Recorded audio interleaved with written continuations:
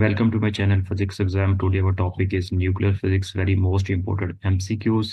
उन्हीं MCQs को हम लेके चलेंगे जो वेरी मोस्ट इंपॉर्टेंट होंगे, जो आपके फिजिक्स के टेस्ट के अंदर या आपके किसी भी तरह के एग्जाम की प्रिपरेशन कर रहे हैं उनमें ये MCQs आपकी हेल्प करेंगे। तो MCQs को मैंने ऑलरेडी सिलेक्ट कर लिया है जो जो आपके एग्जाम में आने वाले हैं, तो इन्हीं MCQs को कीजिएगा। जो एक्स्ट्रा होंगे उनका हम स्किप करते जाएंगे। MCQs number 1, what is a correct order of magnitude estimate for the diameter of the typical atomic nucleus? Atomic nucleus का जो टिपिकल डायमीटर होता है वो कितना होता है। यहाँ पे हेल्पिंग कंसेप्ट को भी यूज कर सकते हैं, साथ साथ उसका हिंट दिया हुआ है। तो इसका जो राइट आंसर है 10⁻⁻14 मीटर होता है। इसका राइट आंसर इसका बनेगा ए। मोस्ट इंपोर्टेंट नोट्स हैं। क्वेश्चन नंबर 2 को स्किप कर दें आप। क्वेश्चन नंबर 3 की बात करते हैं। A detector is expose to a radio active source, fluctuation in the count rate are observed, what do these fluctuations indicate about the radioactive decay? तो ऑप्शन यहाँ पे A, B, C and D given है। तो इसका जो right answer बनेगा 3 का। According to helping concept right answer is A, it is random, क्योंकि रेडियो एक्टिव डिके प्रोसेस जो होता है ये रैंडम प्रोसेस होता है। तो A is the right answer. Next question की बात करते हैं। Question number 4, the half life of a certain radioactive element is such that 7/8 of a given quantity decay is 12 days.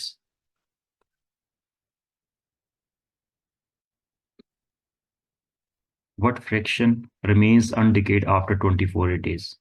Fraction remains decay बताना है 24 days के बाद, तो इसका राइट आंसर बनेगा 1/64। सी इज द राइट आंसर। तो helping concept को अगर हम देखें, radio active element has 1/8 of A given quantity remain after 12 days.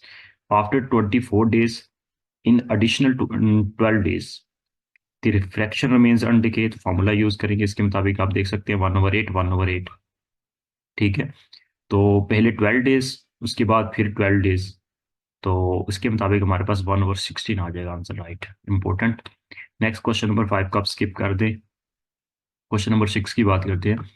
डिसम्बल germanium atomic number 32 and atomic mass 77 represent a nucleus of the germanium that decay a nucleus of the arsenic by the emitting a beta particles. What is the symbol of this arsenic nucleus?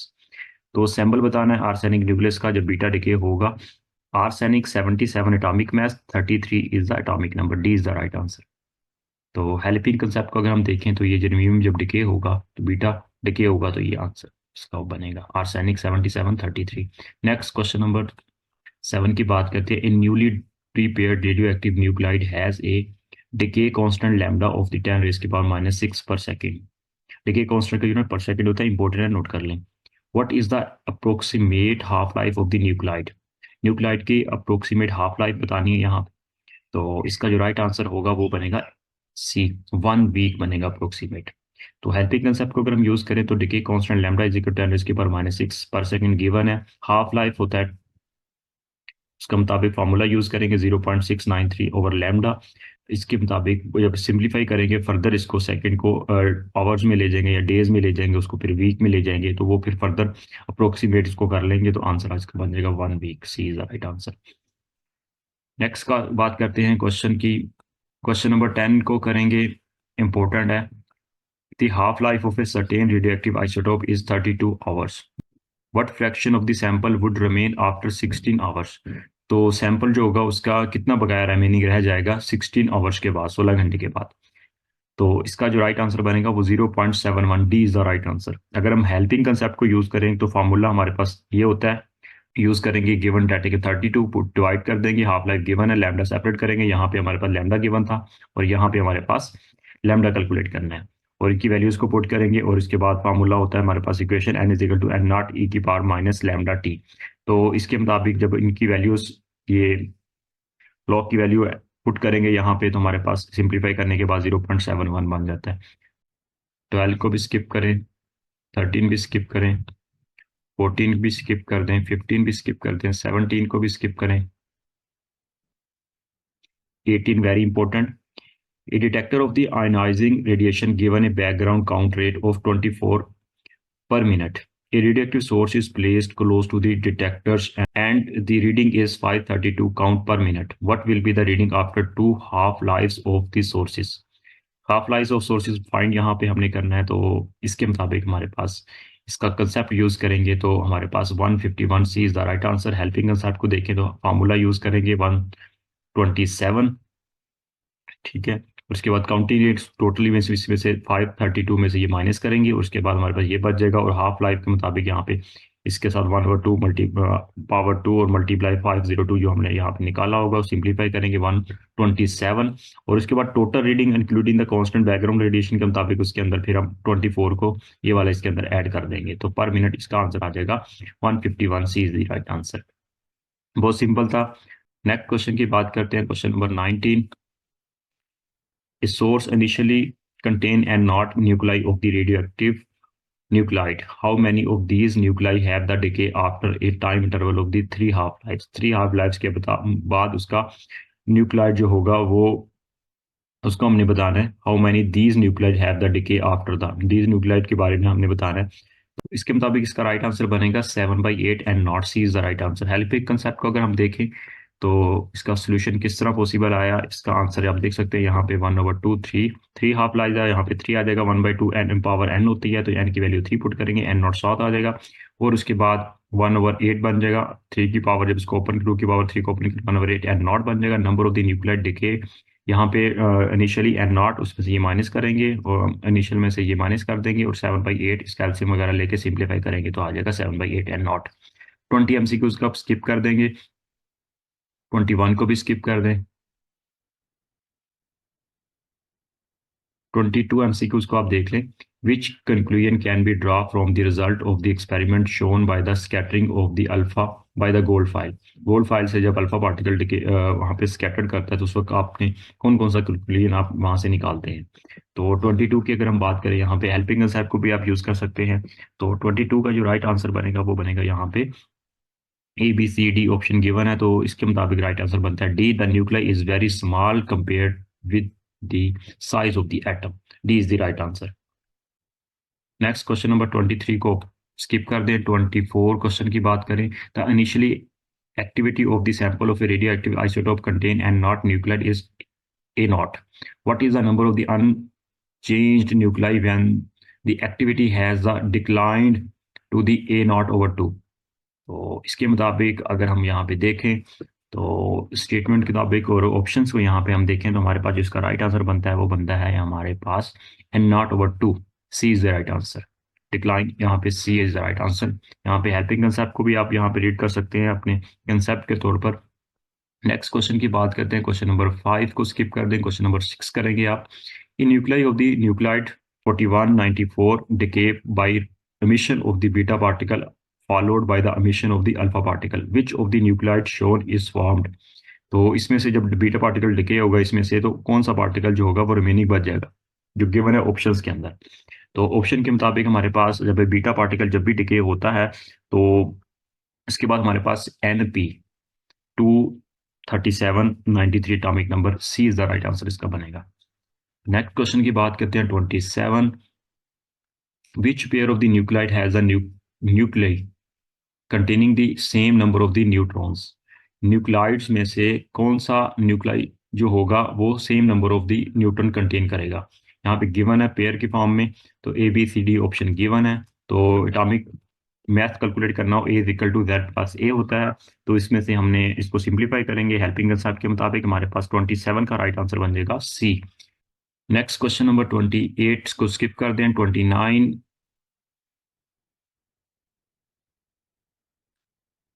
In an experiment to investigate the nature of the atom, a very thin gold film was bombarded with the alpha particle. What pattern of the deflection of the alpha particle was observed? 29 का correct answer यहाँ पे है option ABCD। तो option इसका right answer है वो है A। A few alpha particle were deflected through the angle greater than the right angle। तो हेल्पिंग कंसेप्ट को आप रीड कर सकते हैं, तो इसका राइट आंसर बनेगा A जो उसका कंक्लूजन होगा। Question number 30। रदरफोर्ड ने गोल्ड फाइल एक्सपेरिमेंट किया था जब न्यूक्लियस की डिस्कवरी हुई थी। 30 MCQs। The radioactive decay of the certain nuclide is is governed by the following relationship. तो ये हमारे पास रिलेशनशिप गिवन है। What is the half life of the nuclide. Half life यहाँ पे बतानी है, फार्मूला वही यूज करेंगे स्टार्ट में जो हाफ लाइफ का फार्मूला। तो इसके मुताबिक यहाँ पे डायरेक्ट भी यूज कर सकते हैं आप ये वाला फार्मूला, और लैम्डा की वैल्यू गिवन है। पहले भी एमसीक्यू इससे रिलेटेड कर चुके हैं, 2.9 10 की पावर 7 सेकंड आ जाएगा। लैम्डा की वैल्यू डिफरेंट हो सकती है, बाकी फार्मूला सेम होगा।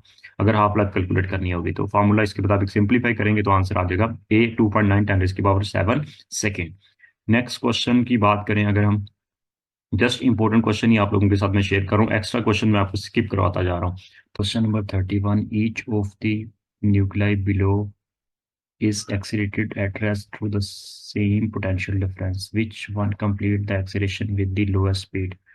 तो इसका जो राइट आंसर बनेगा वो है lithium. Atomic mass 7 and atomic number 3 C is the right answer. तो हेल्पिंग कंसेप्ट को अगर हम यूज करें तो potential energy is equal to kinetic energy, इसको सिंप्लीफाई करेंगे तो आंसर आ जाएगा हमारे पास चार्ज और mass ratio is the smallest of the lithium 3/7 C is the right answer. Next question number 32 की बात करें, what is the decay constant of the radioactive substance. Decay constant of the radioactive substance जो होती है वो उसके मुताबिक कौन सी स्टेटमेंट राइट है। A B C and D option यहाँ भी गिवन है, तो इसके मुताबिक जो राइट आंसर है वो है A. Constant of the proportionality is the equation relating to the rate of the decay of the substance to the number of the undecayed nuclei is the right answer. तो helping concept को भी आप साथ use कर सकते हैं। Question number 33 नहीं करना, इसको स्किप कर दें। क्वेश्चन नंबर नेक्स्ट बात करते हैं 34 की। क्वेश्चन नंबर 34 को भी स्किप कर दें। क्वेश्चन नंबर 35 को भी आप स्किप कर दें। नेक्स्ट क्वेश्चन की बात करें, क्वेश्चन नंबर 36 को भी स्किप करें। इक्वेशन से रिलेटेड एमसीक्यूज बिल्कुल भी नहीं करने। Question number 7 long statement question, इसको भी रहने दें आप। स्टेटमेंट वाले लॉन्ग स्टेटमेंट वाले स्किप कर दें क्वेश्चंस वाले, और उसके बाद डायग्राम वगैरह टेबल वगैरह ऐसे एमसीक्यूज बिल्कुल भी नहीं करने। Next question number 38, the nucleus Z has the notation Z atomic mass, Y atomic number X. The mass effect of the nucleus is del M. What is the bonding energy per nucleons of the nucleus? तो इसके मुताबिक जो right answer है वो है D C square del M over Y. Helping concept को use करेंगे तो इसके अकॉर्डिंग हमारे पास आ जाएगा राइट आंसर डी। नेक्स्ट बात करते हैं क्वेश्चन नंबर 37, इसको स्किप कर दें, लॉन्ग स्टेटमेंट है। क्वेश्चन नंबर 39 को भी स्किप कर दें, क्वेश्चन वाले एमसीक्यू स्किप कर सकते हैं। कोशिश करेंगे वही एमसीक्यू डिस्कस करें जो आपके एग्जाम के पॉइंट ऑफ व्यू से इंपॉर्टेंट होंगे। तो क्वेश्चन नंबर 46 को भी स्किप कर दें। 45 46 47 48 49 ये सारे एमसीक्यूज को आप स्किप कर दीजिएगा, क्योंकि यहाँ पे टाइम वेस्ट है। हमने कोशिश करेंगे वही एमसीक्यूज को डिस्कस करें जो आपके पॉइंट ऑफ व्यू से इंपॉर्टेंट है एग्जाम के पॉइंट ऑफ व्यू से। क्वेश्चन नंबर 50 की बात करें, at the time T a sample of the radioactive substance contain the N atom of the particular nuclei at the time T plus del T, where del T is the short period of the time the number of the atom of the nuclide is N minus del N. What expression is equal to the decay constant of the nuclide? Equation use करेंगे decay constant की, और उसके according हमारे पास इसको जब simplify करेंगे equation helping concept में आप देख सकते हैं, लेकिन इसका राइट आंसर है वो है del N over N del T, C is the right answer. Helping concept में अगर हम जाएं तो हमारे पास इसका रिजल्ट आएगा ये वाला जो भी मैंने आपको बताया। तो नेक्स्ट क्वेश्चन नंबर 51 को आप स्किप कर दें, लॉन्ग स्टेटमेंट है। क्वेश्चन नंबर 52 को अगर हम देखें तो samples of the two radio active nuclide X and Y each have the equal activity A naught at the time T is equal to 0। X has the half life of 24 years and the y has the half life of 16 years. These samples are the mixed together. What will be the total activity of the mixture at the t is equal to 48 years? तो इसके मुताबिक हमारे पास substance हैं radio active, उनको आपस में mix किया गया है, उनकी डिफरेंट डिफरेंट हाफ लाइफ बताई हुई है, और अगर उनको मिक्स कर दें तो टी इज इक्वल टू 48 के बाद उसकी हाफ लाइफ कितनी होगी। तो इसका राइट आंसर बनेगा D 3/8 A not, T is the right answer. इसको सॉल्व कैसे करना है यहाँ पे आप देख सकते हैं, गिवन की यहाँ पे एक्स की दी हुई है, वाई की रेडियो एक्टिविटी दी हुई है, यहाँ पे टाइम पीरियड उसके मुताबिक 24 आवर्स के बाद। तो इसके मुताबिक हमारे पास सारा इसको डिफरेंट टाइम के ऊपर इसको सॉल्व करेंगे, और उसके बाद हमारे पास 3/8 A naught is the right answer.